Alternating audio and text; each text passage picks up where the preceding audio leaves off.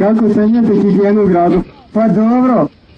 Dobro ide u grad, lepo, znaš kako. Majke mi. Ima ženski, ima sve. A vi kako ste? Što radite? Če li izađe na televizor, a? Kaže? Majke mi. Pa dobro.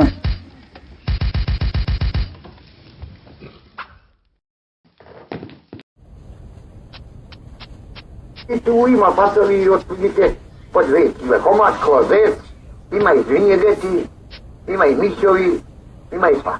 Međutim, jako je ovdje živiti teško, jeste na ova kraje, ili vidite kakve kuće. Male, džubre, nehijena, to stvarno jeste. Gdje da poslani? Ne, ja sam penzioner. A gdje ste radili? Radio sam dobro, ja nisam nigdje radio, ja sam učio školu neku i tako da.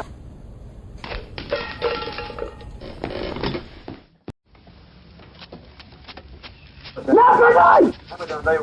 Neće, ne udara ništa za velike glama. Napadaj! Ti vidi da ne može vidjeti da... Ajmo, Dragane! Opa!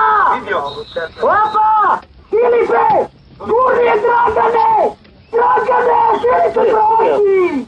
Ja ne radiš ono što sam ti rekao, jebe bi ti lebac krvavi. Da prođi, nemoj igrati! Evo ga! Opa! Igra! Dragane!